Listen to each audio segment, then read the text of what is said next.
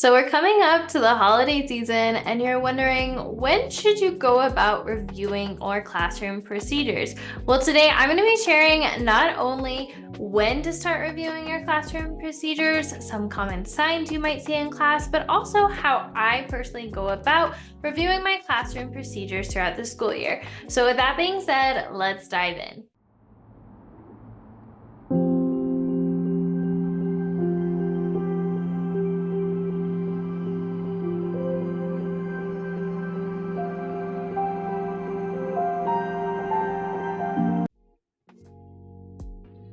Before we dive in to reviewing classroom procedures, let's first talk about what classroom procedures are. Classroom procedures are how you expect your students to interact with each other and throughout the room.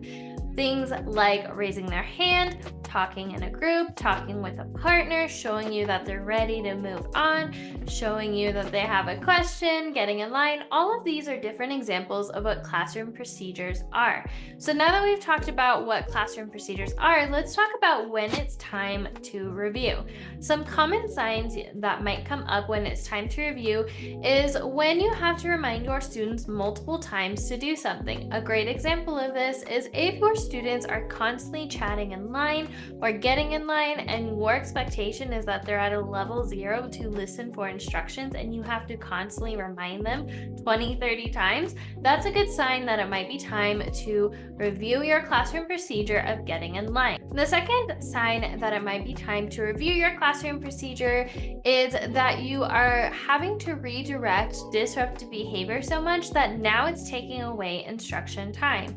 A great example of this is if your students are constantly talking to each other and you constantly have to stop instruction to address the disruptive behavior, that's a good indicator that it's a great time to review the expectation and the classroom procedure. The third and common final sign that it's time to review a classroom procedure is when there's more than one student not following the procedure. Oftentimes, when I see that 2 or more students are not following the procedure and expectations, that's a good indicator to me that as a class, we really need to review and practice that procedure again until it becomes a habit. Now, when it's one single student, oftentimes I will stand closer to them to get back on track. If that doesn't work, I will specifically praise students who are following the expectation and things I like about them. So for example, let's say I have a student who's messing around in line. I'll say, "Thank you so much, student A. I love how you have walking feet getting in line. I love how so-and-so has a bubble in their mouth as they're getting in line. I love how so-and-so has their hands behind their back or to their sides while in line. Oh, thank you so-and-so for having your eyes forward while we're in line." These are all, I'm not only praising the students, good job so and so, I'm actually giving them the specific action they're doing. And then once that student fixes that disruptive behavior that they're choosing to do, then I will praise them as well once they fix their behavior to follow the expectations and procedures in class. So, with all that being said, now that you know the signs that it's time to review a classroom procedure, let's go about how I like to review classroom procedures. The first way I like to review or bring up a procedure that I want to review as a class is I will reintroduce the procedure to the class and what I've been noticing in class. So an example of this could be, "Good morning, class. Today we're going to review raising our hands because I noticed that a lot of students have forgotten that when they want to add to the discussion, we raise our hands. So let's talk about raising our hand." After you've reintroduced and you mention what you're noticing in class, you're going to dive into teaching the classroom procedure. Now, this is going to sound, if you've been around a long time and you've already listened to my classroom procedure content, then this is going to sound familiar. But the first thing I like to do is I like to physically get up and model the right way. So I will act like a student and I will model to them what it should look like and sound like. After I model it, we have a discussion as class. What should it look like? What should it sound like? After we've had that discussion, then I dive into the wrong way to do it. I'll pretend I'm a student and I might goof off, I might talk to my friends instead of following an expectation, and then we will have a discussion on what this procedure shouldn't look like and sound like, and the final piece on top is we practice or we talk about why. Why is it important we do it the first way and not the second way, and they'll come up with a list of reasons why. The final step is we practice as a class, and here's the biggest piece of advice I could give you. When I first started teaching, I was terrified to be the mean teacher, and I felt guilty for having my students practice something over and over again because I didn't want to be the mean teacher. But as I've gotten older and more experienced, I learned there's the difference between being mean and malicious versus having high expectations of your students and expecting them to do something at a certain level. For example, it's not mean of me to have you practice your math facts Monday through Friday until you get them down well and they're naturally a habit and they're naturally wired in your brain.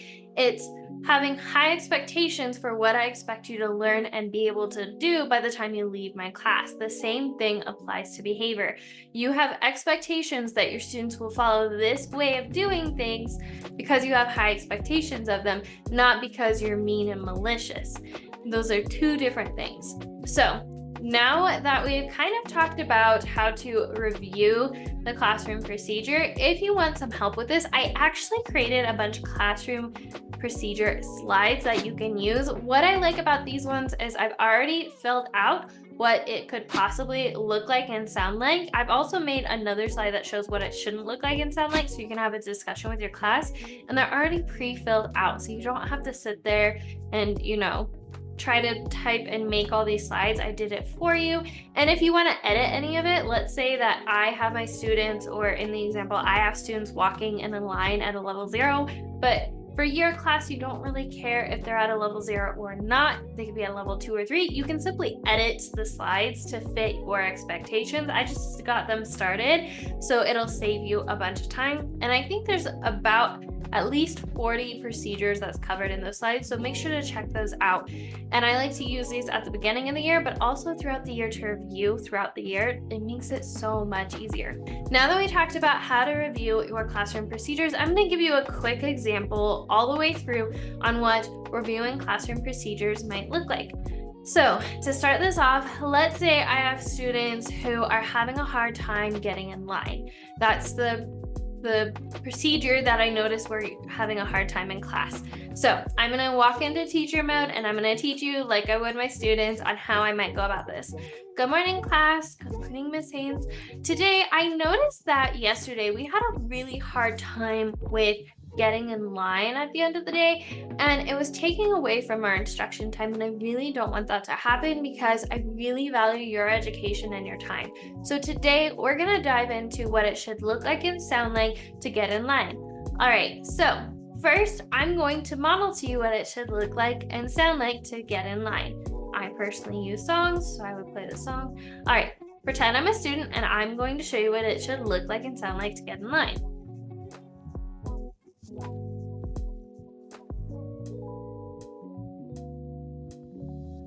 For those of you that can't see me, I just pushed in my chair, I was walking feet, and I walked across my office. All right, class, what did you notice that it looked like and sound like when I got in line? You're right, I did have walking feet. You're right, I did have a bubble in my mouth. I did have my hands to myself. Yes, I had a level 0. Good, my body was calm. Yep, and my body was quiet. Good. Now that we've talked about and modeled the right way to do it, we're gonna model the wrong way to do it. So I'm gonna have 2 volunteers. Since we know what this procedure should look like, we're gonna have 2 volunteers show me what it shouldn't look like.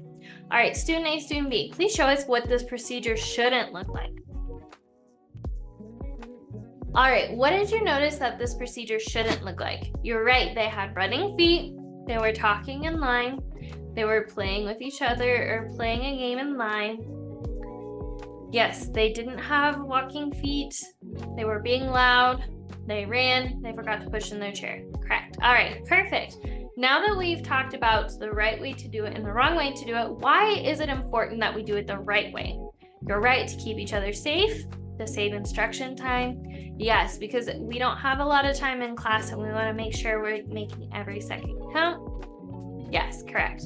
Perfect. Now that we've talked about why it's important, I want you guys to show me that you know what it looks like and sounds like to get in line. So when I play this song, I want everybody to show me what it should look like and sound like to get in line.